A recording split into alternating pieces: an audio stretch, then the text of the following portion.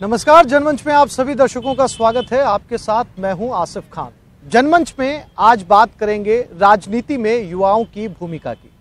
चुनाव जैसे जैसे नजदीक आते जा रहे हैं, युवाओं की भागीदारी का मुद्दा चुनाव के अंदर लगातार बढ़ता जा रहा है। लगभग सभी राजनीतिक दलों से युवा अपने लिए टिकट की मांग कर रहे हैं और आज हमारे इस कार्यक्रम में इसी मुद्दे पर बात करने के लिए राजस्थान की मौजूदा राजनीतिक पार्टियों के सभी युवा प्रतिनिधि इस कार्यक्रम के अंदर शामिल हुए। उनसे चर्चा करेंगे, जानेंगे कि आखिर युवा जो है वो राजनीति की दशा और दिशा कैसे बदल सकते हैं। सबसे पहले मेरा सवाल जो है वो अर्चना जी आपसे है।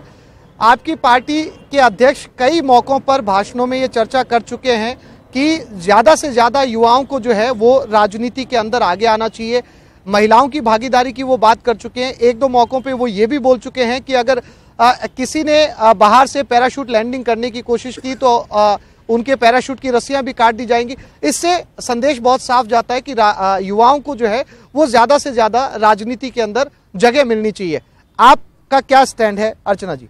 आसिफ भाई, ये देश युवातम देश है पूरे विश्व में और जिसकी 65% आबादी 35 साल से नीचे हो, उस देश में स्वाभाविक है कि युवाओं को अवसर देना चाहिए। डेमोग्राफिक डिविडेंड हम इसको मानते हैं। तो निश्चित रूप से इन लोगों का प्रतिनिधित्व यदि राजनीति में होगा, पॉलिसी मेकिंग में होगा, तो उन लोगों के लिए बहुत सहूलियत होगी जो इस वर्ग का प्रतिनिधित्व करते हैं। और माननीय राहुल गांधी जी ने इसको सार्वजनिक उद्घोषणा के रूप में स्पष्ट किया। अभी जब वो डूंगरपुर आए थे तब उन्होंने कहा कि जिस प्रकार से युवाओं का प्रतिनिधित्व बढ़ना चाहिए उसे सुनिश्चित करेंगे, महिलाओं की भागीदारी राजनीतिक बढ़नी चाहिए उसे भी सुनिश्चित करेंगे। और पैराशूटर्स की जो आपने बात कही उसको एक बार नहीं कई बार उन्होंने कहा कि कोई भी पैराशूट के रूप में आना चाहेगा तो उसकी वो रस्सियां काट देंगे। जैसे सीधा तात्पर्य ये है कि जो वर्कर होगा, जिसका कमिटमेंट पार्टी के साथ है, जिसकी निष्ठा पार्टी के साथ है और जो राजनीति सिर्फ इसलिए नहीं करना चाहता कि उसका खुद का निहित उद्देश्य है या पब्लिसिटी चाहिए, वो जो पार्टी के लिए निरंतर काम कर रहा है। उन्होंने एक बात और स्पष्ट कही कि कोई यदि आना चाहता है, नवागंतुक है पार्टी के लिए, तो उसे पहले पार्टी में कुछ वर्षों तक अपनी सेवाएं देनी होगी, उसके बाद उसकी स्वीकार्यता होगी। तो मैं समझती हूँ एक अच्छा संदेश है और ये संदेश होना भी इसलिए चाहिए कि जब जनरेशन चेंज होती है, परिवर्तन होता है, तो लोगों को अवसर भी मिलने चाहिए और जब अवसर मिलते हैं तो निश्चित रूप से युवा अपना जो काबिलियत है उसका प्रदर्शन भी करते हैं।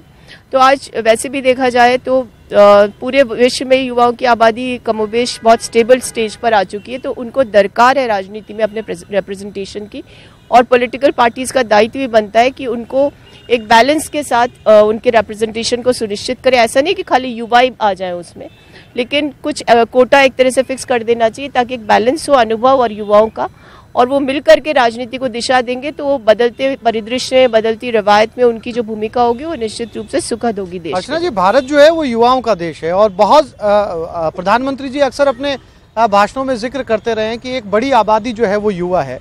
आपने कहा कि केवल युवा ना आए, तो क्या ज्यादा से ज्यादा युवाओं की जरूरत नहीं है? क्योंकि अगर युवा ज्यादा राजनीति में आते हैं तो नजरिया बदलेगा, सोच बदलेगी और राजनीति के अंदर जिस तरीके की घटनाएं हम वर्तमान में देखते हैं उनमें बदलाव आएगा। एक ऐसा प्लेसमेंट उनका होना चाहिए कि वो जब आए राजनीति में तो वो भी अनुभव के साथ अपनी अनुभव से मेरा मतलब जो लोग पहले से स्थापित है राजनीति में उनके एक्सपीरियंस का फ़ायदा ले सकें और उनके साथ कदम से कदम मिला करके और काम कर सकें। क्योंकि देखिए हर क्षेत्र में एक्सपीरियंस का बड़ा महत्व होता है और युवा निश्चित रूप से बहुत ज़्यादा ऊर्जावान होते हैं, नए आइडियाज़ हैं उनमें और वो बहुत कुछ चेंज करना चाहते हैं। तो एक बैलेंस होना चाहिए दोनों के बीच में और इसीलिए हम लोग, जहाँ तक मुझे जानकारी है, हमारी पार्टी ने निश्चय किया है कि 35% जो है हमारी टिकट्स वो युवाओं को देंगे, बिलो 15% महिलाओं को देंगे, तो कुल मिला के 50% के पास पहुंच जाता है। तो वैसे ही ये अगर इस तरह के मापदंड अपना ले हर राजनीतिक पार्टी तो मुझे लगता है बैलेंस बहुत अच्छा हो। ठीक है लक्ष्मीकांत जी,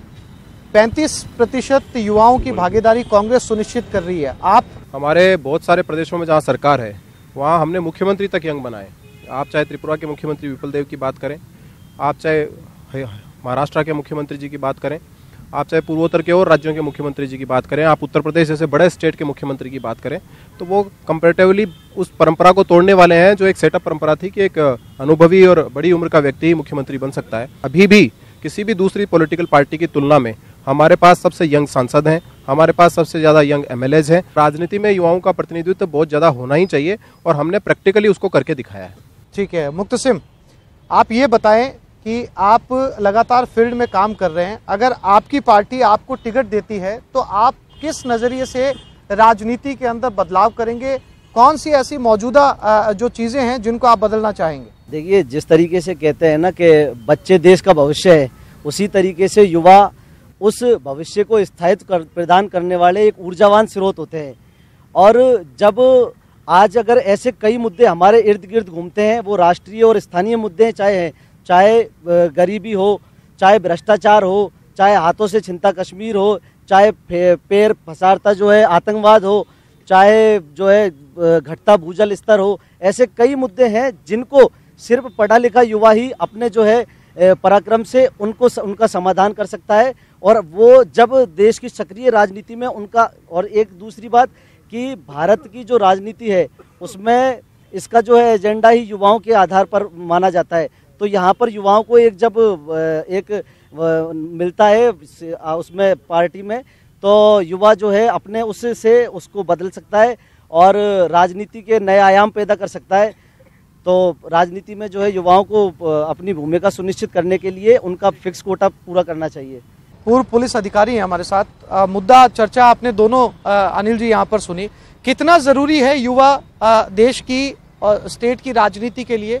देखो, युवा सोच होगा। आप ये देखिए कि हमारे जो न्यू टेक्नोलॉजीज है, जितने आप चाहे गूगल में देखिए, चाहे ट्विटर पे देखिए, या जो भी अमेरिका के अंदर हमारे यंगस्टर्स गए हैं जो वहाँ बैकबोन बने हुए हैं। अभी आप देखिए कि साहिल है, एक हफ्ते के $12,300 कमाने के लिए उसने नया रिकॉर्ड कायम किया देश के अंदर, और उनमें इतनी ऊर्जा है और वो इतना पैसा कमा सकते हैं। तो एक अगर पॉलिटिक्स में जाएंगे तो वो एक नया जोश के साथ जाएंगे, नई सोच के साथ जाएंगे, और उनको भागीदारी दोनों ही पार्टीज या जो भी पार्टीज है उनको देनी चाहिए। जितनी भागीदारी होनी चाहिए आज तक शायद नहीं मिली है, लेकिन हाँ, पिछले दिनों जैसे मैं एग्जाम्पल दूँ, उन्होंने ज़रूर शुरू की थी राजीव गांधी ने। उस समय ज्योतिरादित्य थे और उनके उमर अब्दुल्ला रहे हैं, इनमें है, और जो मुख्यमंत्री भी बने हैं और काफ़ी आगे बढ़ के रहे हैं। उन्होंने अपना जोश दिखाया, और इसी तरह से दूसरी पार्टीज को भी आगे आके और उनको चाहे वो एमएलए का हो, चाहे वो पंच हो, चाहे सरपंच हो, पंचायत की राजनीति हो, एमएलए एमपी की राजनीति हो, इनको भागीदार बनाना पड़ेगा। तभी देश कुछ ना कुछ आगे, हमारे जो भी प्रावधान है, टेक्नोलॉजीज है, इस देश को आगे ले जाएगी, आगे बढ़ने का एक मौका मिलेगा। उनका जो 35 साल का 65% युवा है, उनका एक योगदान होना चाहिए, उनमें सोच है, और इसको अभी दिखाने की आवश्यकता है। और मैं तो ये कह रहा हूँ कि यूथ को जो लीड कर सकता है, जो आगे बढ़ सकता है, उनको स्वयं को आगे आना चाहिए और एक बदलाव लाने के लिए, चेंज करने के लिए। आप देखो, भले कोई भी देश की क्रांति रही हो, चाहे वो रूस की क्रांति रही हो, उन्होंने युवाओं ने कहा, चाइना के अंदर दबा दिया गया, वो स्टूडेंट का ही एक वो था, फ्रांस की क्रांति हो, वहाँ पे भी यूथ ने, अगर मान लो ये दोनों पार्टीज या कोई भी पार्टी नहीं देगी, तो युवा बिल्कुल खुल के सामने आएगा और वो विद्रोही के रूप में उपस्थित होगा, और वो मजबूरन उनको अगर देना पड़ा तो उससे अच्छा है, बेटर है कि उनको शामिल करके, और इस जो हमारे जनतंत्र का, प्रजातंत्र का एक आने वाला वो है महायज्ञ, उसमें शामिल करना चाहिए। ठीक है, शंकर गोरा, आप तैयार हैं चुनाव लड़ने के लिए? लगातार मेहनत कर रहे हैं, और अगर आप चुनाव लड़ते हैं तो क्या एजेंडे होंगे आपके बतौर युवा?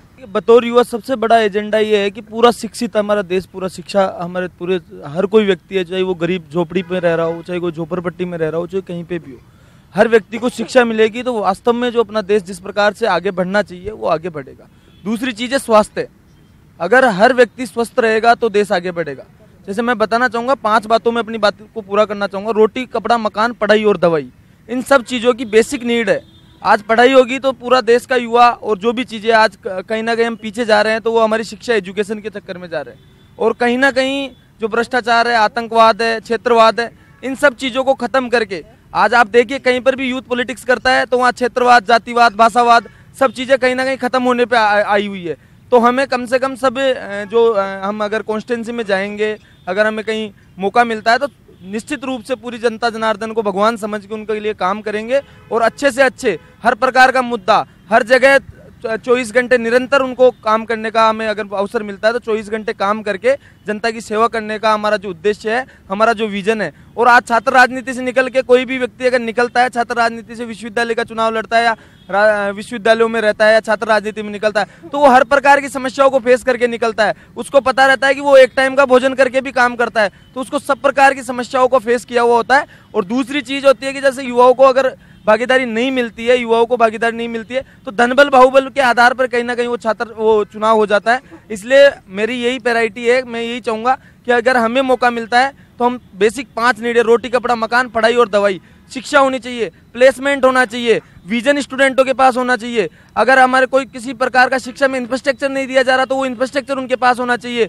उनको सभी चीजों की आपूर्ति होनी चाहिए। और कहीं ना कहीं जो दूसरी जगह, जैसे अब हम बात करते हैं गांव के हॉस्पिटलों की बात करते हैं, वहाँ कोई डॉक्टर टिकना नहीं चाहता, तो वहाँ एक ऐसी सुविधा होनी चाहिए कि डॉक्टर अगर वहाँ जाए तो वहाँ काम करने में उसका मन लगना चाहिए, वहाँ उनके बच्चों के लिए अच्छी शिक्षा होनी चाहिए, ये हमारा मानना है। विकास सोमानी जी, आप इस बदलाव के पक्ष में हैं, और अगर पक्ष में हैं तो अनुपात क्या रहना चाहिए? अनुभव भी बहुत जरूरी है। आसिफ भाई, युवा वोटर पार्टियों के लिए चुनौती नहीं वरन अवसर है कि वो परंपरागत व्यवहार में नहीं बंधा रहता, और वो इस बात को भली भांति जानता है कि कौन सी पार्टी, कौन सी विचारधारा इस देश को राष्ट्रहित में निरंतर समर्पित है। युवा जिस प्रकार से देश का भविष्य और इस उम्मीद से कि निरंतर देश किस तरह से आगे बढ़े, तो अपनी बात को रखता है, अपनी भावनाओं को रखता है और अपने विचार को व्यक्त करता है। इसी संदर्भ में आप देखिए कि राष्ट्रीय युवा नीति माननीय प्रधानमंत्री जी नरेंद्र मोदी जी ने 2014 में घोषित की और वाराणसी में युवा उद्घोष का शुभारंभ किया गया। और आप देखें, आधा दर्जन से अधिक राज्यों में कमान युवा नेतृत्व के हाथ में जहां भाजपा सरकार है, और डिप्टी सीएम भी यूपी में युवा है। हम ये कहना चाहेंगे, जो विवेकानंद जी ने अपनी बात कही थी कि चारित्रिक रूप में और बुद्धिमत्ता से जो युवा देश हित में, राष्ट्र हित में और आम जनता के लिए अपने साथ, अपने देश के साथ समर्पित है, वो भारत को निरंतर आगे बढ़ाने के लिए प्रयासरत है, और वो इसमें हम भविष्य दिखता है, उसमें भारत दिखता है। तो इस तरह की स्थितियों में युवाओं का जो महत्व है वो निरंतर बढ़ता जा रहा है। और आज के परिदृश्य में जहां केंद्र सरकार के महत्वपूर्ण विभाग, चाहे वो स्मृति ईरानी जी को लें, चाहे धर्मेंद्र प्रधान जी को लें, चाहे रेल मंत्री पीयूष गोयल जी को लें, ऐसे महत्वपूर्ण विभाग का जिम्मा वो भली भांति निभा रहे हैं। और राजस्थान की वर्तमान परिदृश्य में जहाँ प्रदेश भाजपा में लें, संगठन में लें या सरकार में लें, युवाओं को नेतृत्व निरंतर मिलता जा रहा है। और हमारे राजस्थान के युवा जो निरंतर राजनीति में अपनी बात को रखना शुरू कर दिया है विभिन्न चैनल और विभिन्न मीडिया के माध्यम से। आज देश में एक बात जो अभी गोटवाल साहब ने कही कि राजीव गांधी जी ने युवाओं को, मैं बात को सहमत हूँ, राजीव गांधी जी ने एक बात और कही थी कि 1 रुपया अगर यहाँ से भेजा जाता है केंद्र से तो 15 पैसे पहुँचते हैं। वो बात यकीनन सही है। तो अगर युवा इसमें समर्पित होंगे और युवा डिजिटल इंडिया से, सूचना के अधिकार, लोक सेवा प्रदान गारंटी अधिनियम, ये युवा इनको भली भांति उपयोग करेंगे, तो जिस प्रकार की उनकी व्यथा या लाचारी या जिस प्रकार का भ्रष्टाचार व्याप्त के बारे में उन्होंने इंगित किया था, तो युवा इसको सुधारने में निरंतर प्रयासरत रहेंगे। ऐसा वर्तमान परिदृश्य माननीय प्रधानमंत्री जी के विजन से नजर आने लगा है। और देश और राजस्थान में जो स्थितियां बनी है, जो युवाओं का एक राजनीति के प्रति ऐसा स्थिति हो गई थी आसिफ भाई कि लोग राजनीति से दूर रहने के बारे में, नए बच्चे, नए युवा एमएनसी कंपनी में जाना, विभिन्न उद्योग धंधों में जाना, वो राजनीति से थोड़ा दूर रहने लगे थे। जो साफ सुथरा वातावरण, जो राष्ट्र हित और देश हित के प्रति समर्पित और निरंतर digital India, make in India, startup India के माध्यम से आज जो एक जोश उत्पन्न हुआ है, तो युवा साथी निरंतर देश और राजस्थान में अपने कार्य कर रहे हैं और देश के प्रति समर्पित हैं और विचारधारा के साथ जुड़े। राजनीति में युवाओं की भूमिका पर हमारे साथ और भी मेहमान हैं। संगीता गर्ग जी, मैं आपके पास आना चाहता हूं। आप भी पिछले काफी समय से राजनीति में बनी हुई हैं, युवा भी हैं। क्या भारत की राजनीति के अंदर या जो है वो स्टेट की राजनीति के अंदर आप अपनी जगह कहां पर पाती हैं, और कितना जरूरी हो जाता है युवाओं के साथ साथ जो है वो अनुभव का भी तारतम्य बना रहे? राजनीति में अनुभव की भी बेहद दरकार होती है। देखिए आसिफ जी, आपने बिल्कुल सत्य बात कही कि युवा देश का भविष्य होते हैं, और अगर हम इसको भविष्य माने तो उस भविष्य निर्धारण में, देश के नीति निर्धारण में युवाओं के साथ साथ अगर अनुभव भी इसमें जोड़ा जाए तो निश्चित रूप से जो नीति निर्धारण होती है, जो नीतियां बनती हैं, वो एक अच्छी नीतियां उभर कर आएंगी। और युवा इस बात को भलीभांति समझता है कि आज देश को जरूरत है स्वच्छ राजनीति की। सबसे बड़ी समस्या जो विकराल रूप ले चुकी है वो है बेरोजगारी की। तो युवा जब इस बात से पीड़ित होता है कि बेरोजगारी की समस्या बहुत बड़ी है, स्वच्छ राजनीति की जरूरत है, तो वो इन समस्याओं को भरपूर रूप से पूरा सक्षम होगा इन चीज़ों को दूर हटाने में। और मैं आपको एक चीज़ और बताना चाहूँगी कि मैं उस दल से हूँ, उस पार्टी से हूँ जिसके प्रधानमंत्री जी स्वयं एक युवा थे। तो हमारी तो ये सोच रही कि युवाओं को आगे बढ़ाया जाए। और आसिफ जी, आपने खुद इस बात को कहा कि मैं एक महिला भी हूँ और युवा भी हूँ। निश्चित रूप से मैं एक महिला भी हूँ और युवा भी हूँ, तो दोनों बातों को भलीभांति समझती हूँ कि महिलाओं की क्या समस्याएं देश में हैं और युवाओं की क्या समस्याएं हैं।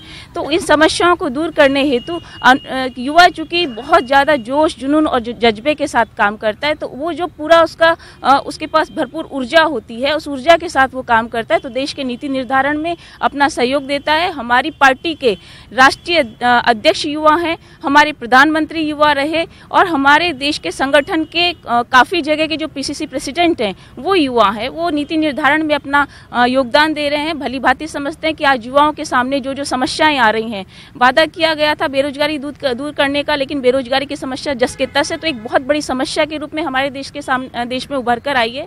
तो युवाओं को जब मौका मिलेगा, तो जिस डिजिटल इंडिया की बात अभी सुमानी जी कर रहे थे, तो मैं आपको बताना चाहूंगी डिजिटल इंडिया आपका फेल हो चुका है, क्योंकि डिजिटल इंडिया तो हमारी देन है, लेकिन उस डिजिटल इंडिया का आपने गलत रूप से इस्तेमाल किया, सिर्फ एक भ्रामक रूप से प्रचार करने में इस्तेमाल किया। युवाओं को रोजगार देने में आप इस्तेमाल करते या किसी और चीज में इस्तेमाल करते। मेक इन इंडिया की आप बात कर रहे थे, वो भी आपका फेल हो गया, क्योंकि रोजगार कहीं धरातल पर है नहीं। इसलिए हम कहते हैं कि युवाओं को आप आगे लाइए। देश के नीति निर्धारण में युवा अपना विशेष रूप से जो योगदान देंगे वो भरपूर ऊर्जा के साथ देंगे। उनका जो नीति निर्धारण होगा, आज भारत देश की जो आबादी है वो 70% जो युवा हैं वो पढ़े लिखे हैं, लेकिन पलायन कर जाते हैं। क्यों पलायन कर जाते हैं कि पहले तो जो राजनीति जो थी उसमें कहीं ना कहीं मौका नहीं मिलता था, तो मौका जब नहीं मिलता था तो पलायन कर जाते थे, विदेशों की ओर चले जाते थे अपने रोजगार के लिए, किसी और चीज़ के लिए। लेकिन आज भी ये समस्या पिछले 4 सालों में और बढ़ी है। लेकिन आज हमारी पार्टी के राष्ट्रीय अध्यक्ष जी ने जब स्वयं इस बात को कहा कि आने वाले समय में महिलाओं को भी भरपूर मौका दिया जाएगा और युवाओं को भी मौका दिया जाएगा,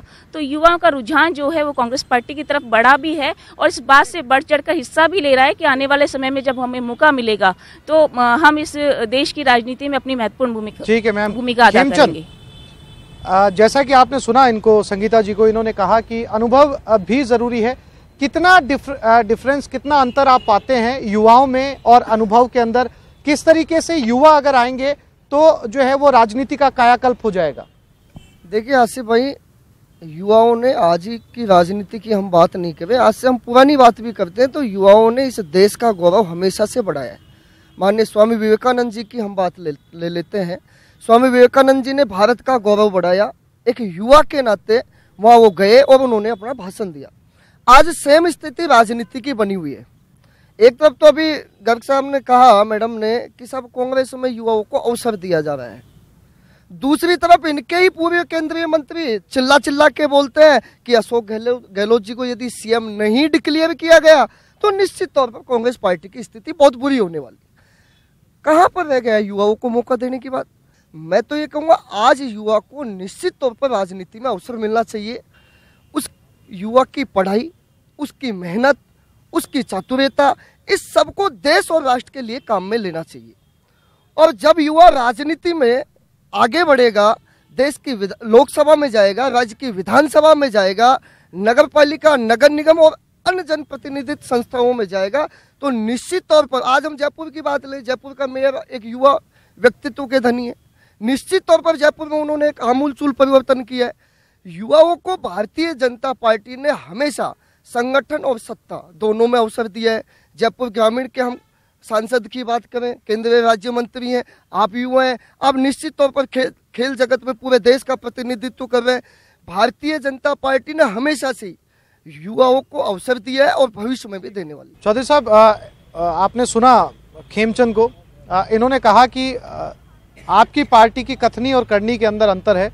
आपका ये कहना है कि आपकी पार्टी सबसे ज्यादा युवाओं को मौका दे रही है। आप खुद युवा हैं, लगातार फील्ड के अंदर मेहनत कर रहे हैं, आप सहमत हैं खेमचंद जी से। आसिफ जी, खेमचंद जी के पास में एक जो चंद उदाहरण था उसको पेश कर दिया। खेमचंद जी को ये पता होना चाहिए था कि उनकी जो पार्टी का जो नेतृत्व कर रहे हैं वो कितने वयोवृद्ध हैं और उनकी क्या स्थिति संगठन के अंदर है। जो माननीय मुख्यमंत्री जी हैं उनकी भी क्या उम्र है। तमाम जो उदाहरण दे रहे हैं दूर दराज के दे रहे हैं, अपने पाँव के नीचे जो अंधेरा है वो दिखाई नहीं दे रहा। मैं युवा राजनीति की जो आप तमाम जो बातें कर रहे हैं, सबसे महत्वपूर्ण ये है कि इस देश का जो युवा है वो ऊर्जावान है और इस देश के 21वीं सदी का जो अग्रणी जो राष्ट्र है, विकसित जो राष्ट्र है वो चाहता है। विकसित राष्ट्र कैसे बन सकता है और उस युवा को इस चुनाव के अंदर भागीदारी का हिस्सा क्या हो सकता है। ये युवा ही है जो बढ़ चढ़ करके मतदान में हिस्सा लेता है। ये युवा ही है जो इस देश के पौराणिक जो रूढ़िवादी व्यवस्थाओं से निकाल के अग्रणी भारत बनाना चाहता है। आज सबसे महत्वपूर्ण ये है, आपके चैनल के माध्यम से भी मैं युवाओं से अपील करना चाहता हूं कि इस देश को, इस राज्य को अगर अग्रिम पंक्ति में ले जाना है, अगर विकसित राज्य और विकसित राष्ट्र बनाना है तो देश के युवाओं को मुद्दों पे बात करनी चाहिए जो इस देश के लोगों की, आम आवाम की जरूरत है। चाहे वो बेरोजगारी हो, चाहे वो महंगाई हो, चाहे वो सुरक्षा हो, तमाम जो चीज़ें हो। ये जो छंदम जो राष्ट्रवाद एक चला है, जो चाहे धर्म के नाम पे हो, चाहे जाति के नाम पे हो, चाहे किसी गान के नाम पे हो, राष्ट्र का कर्तव्य यही है कि जो व्यक्ति अपने जो मूल कर्तव्य हैं अगर उनका निर्वहन कर रहा है तो निश्चित रूप से उससे ज़्यादा राष्ट्रवादी कोई हो नहीं सकता। सबसे महत्वपूर्ण ये है कि इस देश के लिए किसने सोचा। आदरणीय राजीव गांधी जी जो भारत रत्न है, उन्होंने सोचा इस देश के युवाओं के लिए जिनकी उम्र 21 साल थी उसको घटा के 18 साल किया। वो चाहते थे कि इस देश का जो युवा है वो इतना परिपक्व है और ये जो युवा है वो इस मतदान की प्रक्रिया में भाग लेके अपने चाहते व्यक्ति को चुने और वो इस देश के सर्वांगीण विकास में भागीदारी दे। इसलिए शब्दों से या अल्फाजों से या किसी भी टीका टिप्पणी करने से कुछ नहीं हो सकता। आपका करते क्या दिखाता, आपने युवाओं के लिए क्या ऐसा कानून बनाया जिससे इस देश का तमाम युवा है वो उसके अंदर शामिल हो सके। निश्चित रूप से आपको एक राजनीतिक दल के तौर पे एक बड़ी राजनीतिक पार्टी जिसका एक लंबा इतिहास है, एक दूसरे राजनीतिक दल जिसका खुद का बाल्यकाल चल रहा हो, इसलिए किसी व्यक्ति पे चर्चा करें, हम किसी व्यक्ति पे बात करें, मुझे नहीं लगता। चर्चा होनी चाहिए कि इस राष्ट्र के, इस मुल्क के तमाम युवाओं की भागीदारी में क्या हिस्सा बढ़ाया। वो कांग्रेस पार्टी ने बढ़ाया और कांग्रेस पार्टी ने जो मतदान की जो उम्र थी वो 21 से घटा के 18 साल की, आज 18 साल का युवा इस राष्ट्र के निर्माण के अंदर भूमिका निभाता है और जब ये राष्ट्रीय पूर्व चुनाव आता है उस चुनाव के अंदर अपनी महती भूमिका निभाता है और वो मुद्दों पे चर्चा करके विकसित राष्ट्र और विकसित राज्य बनाने में अपनी भूमिका निभाता है। ठीक है देव, आपकी पूरी पार्टी में जो है वो सभी युवा हैं। आपकी पार्टी में देखा जाए तो बुजुर्ग नजर ही नहीं आते। जी देखिए, हमारी पार्टी में बुजुर्ग भी हैं, अनुभव भी है और युवा भी है। कांग्रेस और भाजपा बुजुर्ग तो अभी हाल ही में शामिल किया आपने राज्यसभा सांसद के तौर पर। नहीं, हमारे वो बुजुर्ग, वो जो जिनकी आप बात करें राज्यसभा सांसद की, वो कांग्रेस के जो राष्ट्रीय अध्यक्ष जिन्हें हमारे साथी युवा बता रहे हैं, या भाजपा के मेयर जिन्हें हमारे साथी युवा बता रहे हैं। भाजपा और कांग्रेस ने युवाओं की उम्र ही 45 साल तय कर दी गई है। जो 45 साल से उम्र की आधी आबादी है वो भाजपा और कांग्रेस में नजर ही नहीं आती है। आज की बात की जाए तो कांग्रेस और भाजपा दोनों में परिवारवाद चरम पर है।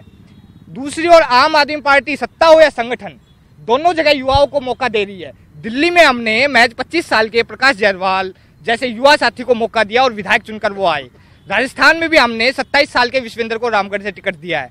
घोषित 45 टिकटों में से आधे से ज्यादा युवा हैं जिनकी उम्र 35 साल से कम है। मैं खुद इसका एक उदाहरण हूँ जो 22 साल की उम्र में राजस्थान का सोशल मीडिया संभाल रहा हूँ।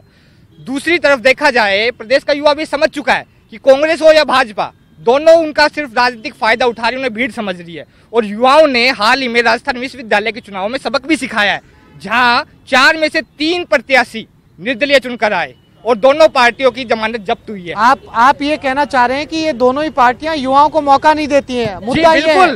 मुद्दा ये है। आज यहाँ भी देख लीजिए, प्रवक्ता जो बैठे हैं हमारी पार्टियों के, हमारे भाजपा के कुछ साथी तो फिर भी युवा नजर आ रहे हैं। कांग्रेस की तरफ से तो युवा नाराज है क्योंकि वहाँ तो ऊपर से लेकर नीचे तक परिवारवाद है। देव, हाँ तो ये युवा ही है, आप इनको युवाओं की कैटेगरी में रख सकते हैं। मैं कहना चाह रहा हूँ, युवाओं की उम्र बदल दी गई है। कांग्रेस और भाजपा के साथियों ने युवाओं की उम्र ही 45 साल निर्धारित कर दी गई है। 45 साल से कम तो युवा समझा ही नहीं जाता है कांग्रेस भाजपा में, क्योंकि इन्होंने अपने नेताओं को, आज यहाँ पर सभी राजनीतिक दलों के लोग युवा ही बुलाए गए हैं, सब युवा हैं जी। लेकिन देखिए ना, नाराज तो नजर आ रहे हैं। चलिए इसका जवाब दीजिए फिर मेरे साथ सबसे हमारे वरिष्ठ पत्रकार, उनकी टिप्पणी बहुत जरूरी है। ऐसा लग रहा है कि आम आदमी पार्टी ने युवा कौन होता है उसको डिफाइन करना और उनका ठेका लेने का काम कर लिया है। अब समझ नहीं आता कि युवा किसको मानते हैं। 18 साल से छोटों को चुनाव लड़वाना चाहते हैं कि समझ नहीं आया मुझे। और यूनिवर्सिटी कॉलेजेस में तो युवा ही चुनाव लड़ता है, कोई और जाके लड़ेगा नहीं। मुद्दा आज ये नहीं था कि कौन कितना क्लेम करा युवा के ऊपर अपने पेट्रोनेज को। सच्चाई है कि हम ये चर्चा करना चाह रहे हैं कि इस भारत में जिसमें सबसे ज्यादा युवा आबादी है उसको कैसे पॉलिटिकल रिप्रेजेंटेशन देके और उसके हितों को साधा जाए, उसकी ऊर्जा का इस्तेमाल किया जाए। अब ये हमारे एक साथी व्याख्या करने लगे कि साहब कोई कुछ कहता है, कोई कुछ कहता है विपक्षी पार्टी में। देखो भैया, अगर ये बात करोगे तो सबसे बड़ा प्रश्न आप पे खड़ा होगा। गजेंद्र सिंह शेखावत युवा थे, अध्यक्ष बनने वाले थे, उनके विकल्प के रूप में वैकल्पिक व्यवस्था में एक बुजुर्ग व्यक्ति को आप ले आए। हमें इससे कोई आपत्ति नहीं है, आपकी पार्टी में किसी का भी निर्णय लो। तो ये बात करने की जगह आप सकारात्मक राजनीति की बात करते तो आपकी चर्चा में सारगर्भिता होती है और आपके जो युवा होने का जो एक आप दम भरना चाहते हो उसके विवेक पर भी आपने प्रश्न चिन्ह लगा दिया। इससे अच्छा हो कि हम इस बात पर चर्चा करें कि इस देश में ऐसा तो नहीं हो सकता ना कि युवा को ही सब कुछ दे करके और हम ये कह दें कि नहीं बाकी आबादी जो है वो डिफंक्ट है, रिडंडेंट है, उसका कोई काम नहीं है। ऐसा कोई स्वीकार नहीं करेगा। तो हमारी चर्चा ये होनी चाहिए कि इस युवा को कैसे अवसर दे रोजगार में, राजनीति में और कैसे में बिठा। मंच में आप सभी दर्शकों का एक बार फिर से स्वागत है। चर्चा चल रही है भारतीय राजनीति के अंदर युवाओं की भूमिका की। ब्रेक में जाने से पहले लक्ष्मीकांत जी, बहुत समय चूंकि कम है, संक्षेप में आप प्लीज जवाब दीजिएगा। मेरा केवल एक सवाल है, युवा ठीक है, युवा की अपनी बात है, अपनी जगह सब कुछ ठीक है, लेकिन राजीव गांधी जी अगर इंदिरा गांधी जी के बेटे नहीं होते तो कांग्रेस क्या उनको एमएलए का टिकट भी दे देती? राहुल गांधी अगर सोनिया गांधी जी के बेटे नहीं होते तो कांग्रेस क्या उनको पार्षद भी लड़ा देती?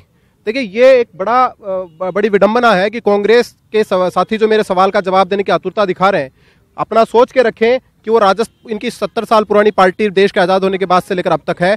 एक उदाहरण इस देश में सब बता दें जिसकी उम्र 40 वर्ष से कम की हो और उन्होंने प्रदेश में मुख्यमंत्री बनाया हो, प्रधानमंत्री बनाया हो, जिसके पिता स्थापित राजनीति में ना हो, ऐसा कोई एक उदाहरण आप देकर बता दीजिए। देखिए, इन्होंने प्रश्न किया, उसका सीधा जवाब ये है कि जब अशोक गहलोत जी पीसीसी प्रेसिडेंट बने थे 38 साल के थे, हाँ, वो उसी से हो जाता है। अभी सचिन पायलट जो है, पीसीसी का नाम ही नहीं लिया। एक मिनट सुनिए ना, उसका मैं क्या करूं? और राजीव गांधी जो बने तो वो भी आप ये मत कहिए कि क्या हुआ, उस देश ने उनको वोट दे करके और उनको मताधिकार दिया। वोट दे करके जनादेश सुनिए मेरी बात, लेकिन आप मुझे बताइए कि आपका कौन सा ऐसा नेता है नरेंद्र मोदी को छोड़ करके जिसका बेटा राजनीति में कौन है? थोड़ा शांति रखिए सर, थोड़ा सवाल ये है नारायण सर, जो हमारे युवा राजनीति के अंदर जिस तरीके से आगे आते जा रहे हैं, वाकई युवाओं की वर्तमान राजनीति को जरूरत भी है, लेकिन गंभीर सवाल ये है कि जो परंपरागत सोच के बुजुर्ग राजनीति के अंदर हैं, उनसे युवाओं की सोच कितनी अलग है? मैं ये कहूँगा कि जवानी में जज्बा हो तो चट्टान भी पिघल जाती है, पर संभल के न चलो तो चाल फिसल जाती है। तबीयत हुई तो कैंडल मार्च निकल जाती है। मुद्दे तो बहुत है पर जवानी कहाँ आती है? कौन सी जवानी की बात कर रहे हो? विवेकानंद 30 साल के थे जब शिकागो में संसार से मुखातिब हुए थे। 37 साल के थे गांधी जब उन्होंने पहला सत्याग्रह किया था। 23 साल के भगत सिंह थे, फांसी के फंदे से झूल गए थे और उसके पहले वो शायरी कर चुके थे। कौन सी युवाई और तरुणाई की बात कर रहे हो? इस समय युवातम सांसद है हमारी, 28 सांसद हमारे नौजवान है और उसमें से 11 क्वाइट यंग है। पर वो कौन है? क्या वो आम तरुणाई है? छत्तीसगढ़ के मुख्यमंत्री उनके बेटे अभिषेक सिंह है। हरियाणा के पूर्व मुख्यमंत्री ओम प्रकाश चौटाला के पोते हैं। चिराग पासवान रामविलास पासवान जी के बेटे हैं। रक्षा खड़से है, महाराष्ट्र के एकनाथ खड़से की पुत्रवधू है। हीना गावित है, वहाँ के एक नेता की बेटी है। अनुराग ठाकुर है, जितेंद्र हुड्डा है। ये खास लोग हैं। नहीं, आपकी पार्टी को मौका मिला तो किन को मौका दिया? इन्होंने तो दिया ही है। जो विशिष्ट लोग हैं उनका मतलब है, और हम उस तरुणाई की उससे उम्मीद नहीं कर सकते। अगर हमारी तरुणाई को होश है तो फिर दहेज में मौतें क्यों होती है? और ये जो क्वाइट यंग एमपी है, क्या आप 4.5 साल की परफॉर्मेंस से बता सकते हैं कि उनमें से एक भी किसान के मुद्दे पे बोला हो? महाराष्ट्र से किसान खुदकुशी कर रहे हैं, बेरोजगार मर रहे हैं, गरीबी है, लोग रोजमर्रा की समस्याओं से परेशान हैं। उनकी क्या परफॉर्मेंस रही है? पहली संसद हमारी नौजवान थी जिसकी औसत उम्र 46 साल थी, अभी 54 साल की उम्र है। और अगर आप संतुलन नहीं रखेंगे तो हिंदुस्तान का 5000 साल का इतिहास है, क्या ये बूढ़ा देश है? 10,000 साल से हम खेती कर रहे हैं, क्या ये मरणासन और चारपाई पे जाने लायक देश है? संसार में संतुलन आवश्यक है। मलेशिया का पीएम अभी चुना गया है, उसकी उम्र 92 ईयर है। ऐसे ही पिछले चुनाव में ब्रिटेन में 20 साल की लड़की मैरी ब्लेक चुनी गई है, जो अभी ग्रेजुएशन कर रही थी और दोबारा जीत के भी आ गई है। ब्रिटेन का पीएम टोनी ब्लेयर 43 साल का था और उसके बाद जो पीएम बने वो भी 43 साल के थे। इस समय न्यूजीलैंड की जो पीएम है 37 साल की है। ऑस्ट्रिया का चांसलर है 31 साल का है सेबेस्टियन। इसलिए संतुलन बहुत ज़रूरी है। क्या वो तरुणाई है जिसको जयप्रकाश नारायण ने खड़े होकर कहा कि हमला चाहे जैसा हो हाथ हमारा नहीं उठेगा, पुलिस के लाठीचार्ज के बाद भी किसी ने हाथ नहीं उठाया। जब भर्ती होने जाते हैं अनुशासन तोड़ते हुए जाते हैं, क्योंकि राजनीतिक पार्टियों ने उसके लिए दोनों पार्टियां जिम्मेदार है। उनकी नर्सरी में ऐसी तरुणाई तैयार होती है जिसको अभी राजस्थान विश्वविद्यालय ने खारिज किया दोनों पार्टियों को, और एक ऐसा नौजवान जीत के आया है जिसकी पीठ पे किसी राजनीतिक पार्टी का हाथ नहीं था, जो जाति से और धर्म से ऊपर उठ के आया है। आप लोग बिगाड़ते हो दोनों पार्टियों के लोग। अगर आप अच्छे नेतृत्व को प्रोत्साहित करेंगे तो मेरा भारत संसार का नेतृत्व करने लायक फिर से खड़ा होगा। और विवेकानंद का इतनी बार नाम लिया, क्या विवेकानंद को हम पढ़ते हैं? क्या उसकी एक बात को मानते हैं? हम बिना पढ़े हुए विवेकानंद को कोट करते हैं। हमें याद रखना चाहिए कि 30 साल की उम्र का एक व्यक्ति अपनी आभा से, अपने विचारों की रोशनी से पूरे संसार को महिमामंडित कर देता है। और कौन सी तरुणाई? 21 औरतें प्रतिदिन दहेज से मारी जाती है हिंदुस्तान में। कौन दहेज लेता है? इसी तरुणाई में से लोग आते हैं। क्योंकि आपने राजनीतिक पार्टियों ने अपनी नर्सरी में ऐसे विद्यार्थी और नौजवान तैयार करना बंद कर दिए हैं जो समाज के लिए सोचे, कैरियर के लिए सोचने वाले लोग हैं। और राजनीतिक दल एक विद्यार्थी को, एक नेता को कैरियर के रूप में तैयार करते हैं। वो आते ही उनको बड़े वाहन चाहिए, बड़ी बड़ी गाड़ियां चाहिए, सुविधाएं चाहिए। एक आदर्श स्थापित करने वाली तरुणाई नहीं है। और ऐसा नहीं कि भारत में कमी है। हिंदुस्तान के 130 करोड़ की आबादी में हमारी ऐसी नौजवान पीढ़ी भी है जो बिना किसी वांछना के समाज में काम करती हुई मिलती है। समाजशास्त्र 2 भागों में बांटता है। एक वो तरुणाई जिसमें स्टूडेंट और यूथ हैं, और एक वो तरुणाई जो नॉन स्टूडेंट और नॉन यूथ है, जो मजदूरी में लगी हुई है, जो रोज़मर्रा की समस्याओं में लगी हुई है, और दूसरी वो है जो संपन्न है, जो कैरियर की चिंता कर रही है। तो हमें एक तारतम्य, एक संतुलन बनाना पड़ेगा। अगर संतुलन नहीं बनाया तो हमारा देश अपना रास्ता भटक जाएगा और उसके लिए हम गुनहगार होंगे। अनीता गौतम हमारे साथ हैं, मनोवैज्ञानिक। आप जरा सा थोड़ा सा मैम खड़े हो जाइए।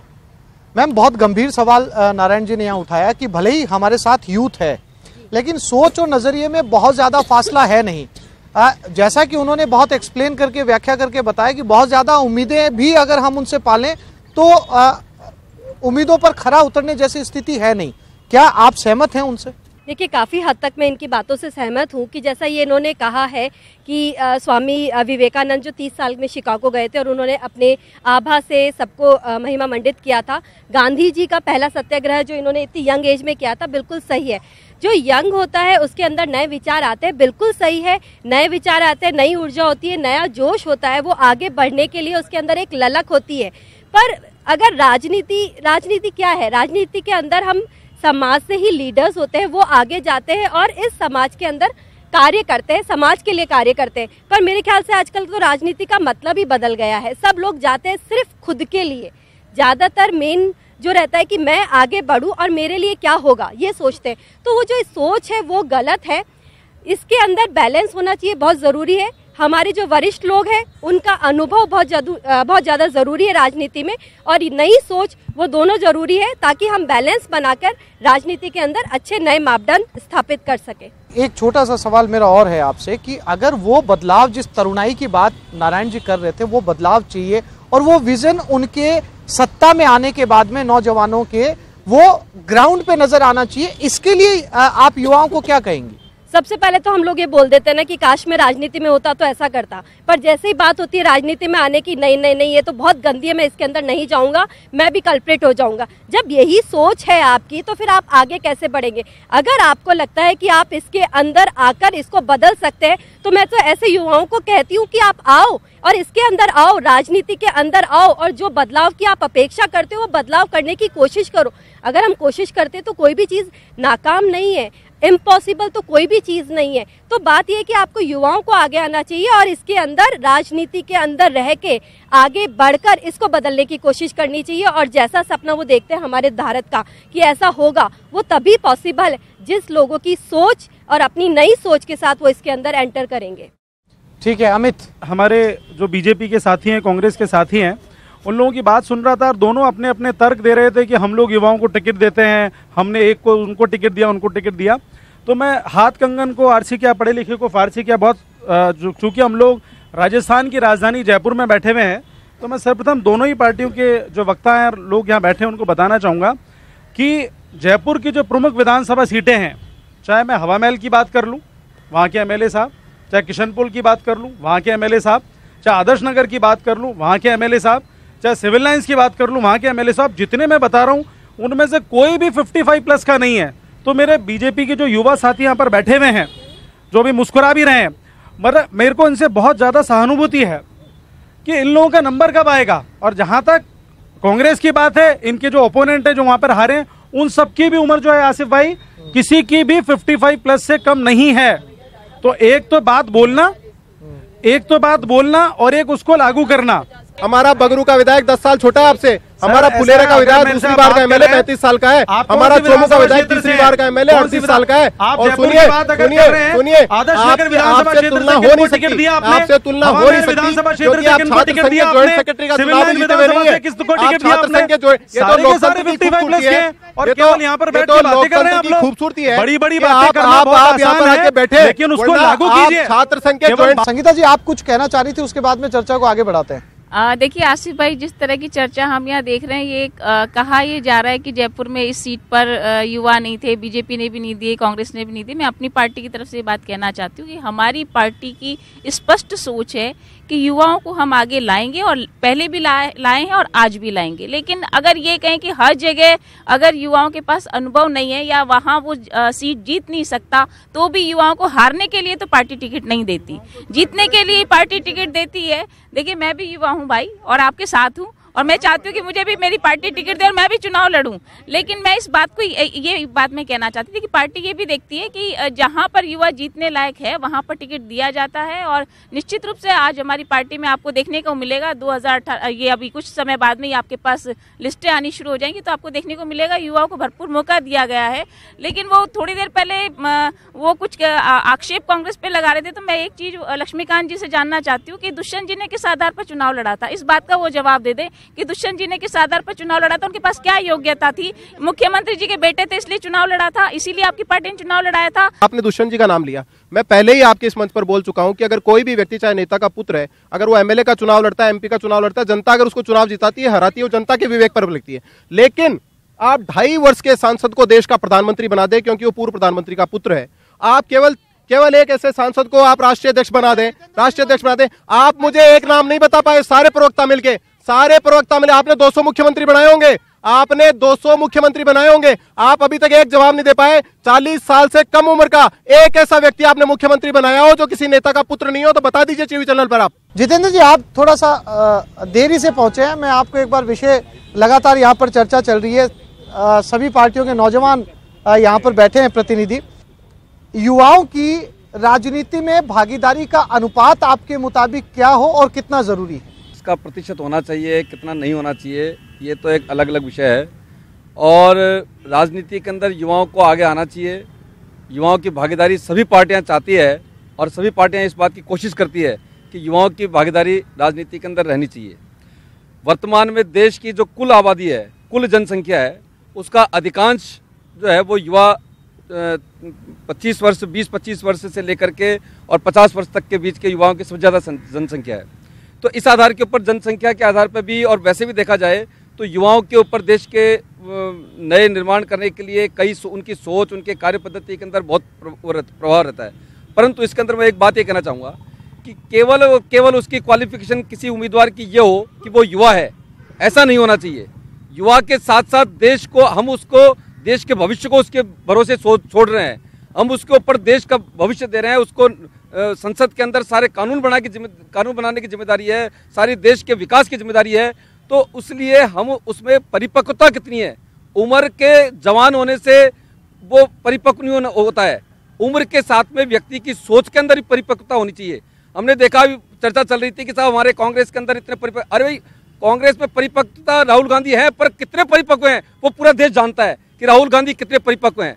इसलिए उम्र के जवान होने से कोई व्यक्ति कम और ज्यादा नहीं होता है, उसके अंदर परिपक्वता भी होनी चाहिए। इस बात का भी हम सब मतदाताओं को और देश की जनता को ध्यान रखना चाहिए। सर, उम्र बढ़ने के साथ साथ परिपक्वता आएगी, फिर वो अनुभव की श्रेणी में चला जाएगा। आपके पास युवा है, परिपक्वता की कमी है चौधरी साहब, इसके लिए भी कोई पैमाना तय होना चाहिए।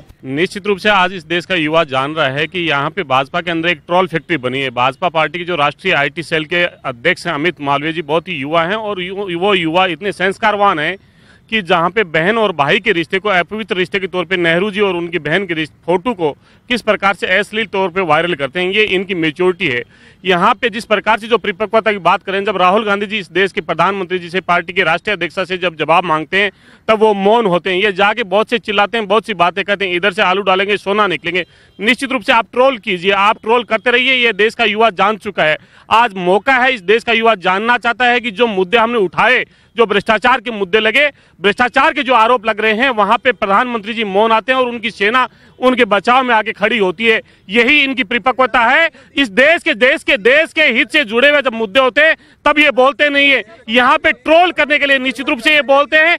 आपने जितने प्रकार से लज्जित करने का जो कुसंगित प्रयास किया वो करते रहिए। दिनों पहले राहुल गांधी जी नेपाल की यात्रा करी, जनता जब आपसे जवाब चाहती है तो आपसे नहीं है। आपने एक ही चीज सारे देश ने देखा, सारे देश ने देखा के लोगों को झूठे तथ्य और झूठे बातें बोले। आपने एक ही बात सीखी है, इस देश के अंदर किसी के गृह में लांछन हटाइए। आप ही चीज सीखिए। आप एक सर्जिकल स्ट्राइक का उत्सव मना सकते हैं, लेकिन जिस कांग्रेस पार्टी ने पाकिस्तान के भूगोल को बदल दिया, आपने आज तक उसको मनाने के लिए नहीं आए। एक वो पार्टी जिसने 1942 के अंदर जब अंग्रेजों को ये कहा तब आप अंग्रेजों के साथ खड़े होकर बोल रहे थे। यही आपका राष्ट्रवाद है, यही आपका छंदम राष्ट्रवाद है। आप भगवा ध्वज को राष्ट्रीय ध्वज से ऊपर मानने की जो बात करते हो, यही आपका राष्ट्रवाद है। मेरे जो भाजपा और कांग्रेस के साथी हैं वो बोल रहे हैं कि युवा जब परिपक्व होगा तो ही मौका मिलेगा। भाई परिपक्वता लाएगा कौन, अनुभव देगा कौन? आपके नेता ही तो देंगे ना। आपके नेता क्या देते हैं उनको? अमित शाह जी बोल के जाते हैं कि भाजपा के IT सेल वाले भाइयों, जितनी गंद फैलानी है फैलाओ, जितनी नेगेटिव खबरें फैलानी है फैलाओ।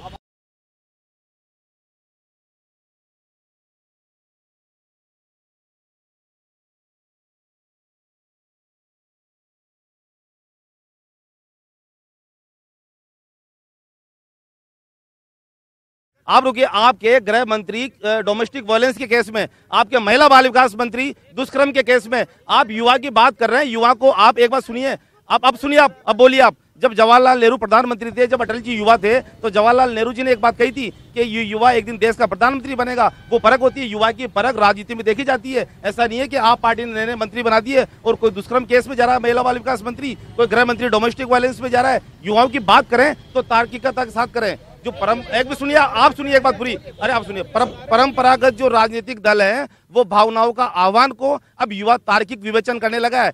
मेरा मानना है 90% युवाओं को सभी पॉलिटिकल पार्टियां मौका देना चाहिए। अब सब लोग सवाल उठाएंगे कि 90% को कैसे मौका दे, वो अनुभवहीन है।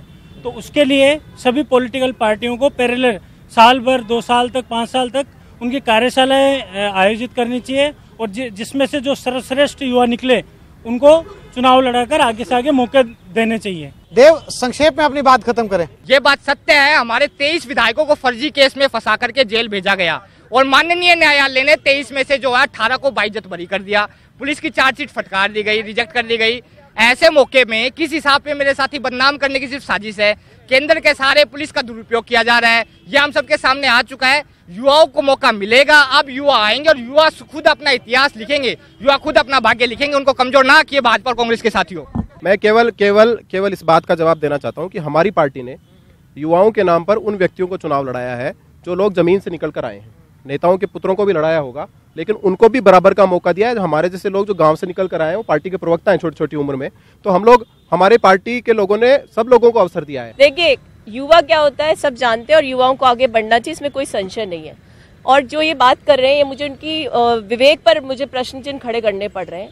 इनकी पार्टी में कुछ बुजुर्गवार थे जो इनके साथ शामिल हुए थे, इनकी पार्टी के संस्थापक थे, इनकी हरकतों से छोड़कर भाग गए। खैर, ये एक अलग मुद्दा है, लेकिन मुझे एक चीज कहनी है। मान लीजिए एक डॉक्टर बनता है, तो एक नए डॉक्टर के पास लोग हेजिटेट करते हैं जाने में, कहते हैं इसके पास अभी अनुभव नहीं है, इस बात से आप वाकिफ होंगी मेरी ताल्लुक है। नहीं, एक मिनट प्लीज मेरी बात सुनिए। और ऐसा ही राजनीति में आज ये मेरे सामने भारतीय जनता पार्टी के युवा बैठे हैं, नए प्रवक्ता बने, श्री माली जी हैं, मुझसे कुछ 2-3 साल बड़े ही होंगे।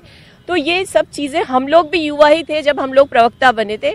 और राजनीति में अपनी क्रेडिबिलिटी को प्रूव करना पड़ता है। ये सार्वजनिक मंच है, ये कोई ऐसा मंच नहीं जिसमें कुछ भी आया और बोल दिया। आपने जिस दिन अपनी क्रेडिबिलिटी नहीं प्रूव की तो आपको वहां से एलिमिनेट कर देंगे। इससे युवा को राजनीति में आने के लिए बहुत सी चुनौतियों का सामना करना पड़ता है। हल्की बातें करके और ये कह करके कि साहब युवा सब कुछ कर लेगा, संभव नहीं है। ये शहने रिप्लेसमेंट विद क्रेडिबिलिटी होता है, ना कि ऐसे कह के कि ये पार्टी ऐसी है, वो पार्टी ऐसी है। और हर पार्टी ने युवाओं को प्रतिनिधित्व दे करके उनको स्थापित किया। अब चूंकि युवा भारत है, सबको देना चाहिए। अंतिम टिप्पणी। रवांडा जैसा देश है 2% जगह सुरक्षित रखता है यूथ के लिए, ऐसे स्वीडन की जो सोशल डेमोक्रेटिक पार्टी है वो 25% जगह तय रखती है। और केन्या ने अपने यहाँ एक यूथ लीडरशिप ट्रेनिंग अकेडमी खोल रखी है। पर भारत एक भिन्न भूमि है, यहाँ जो सामाजिक माहौल है उसमें जैसे गांधी ने इस्तेमाल किया था तरुणाई का सामाजिक कार्यों में, उसके जरिए हम नया नेतृत्व तैयार कर सकते हैं और उनको जिम्मेदारी सौंप सकते हैं।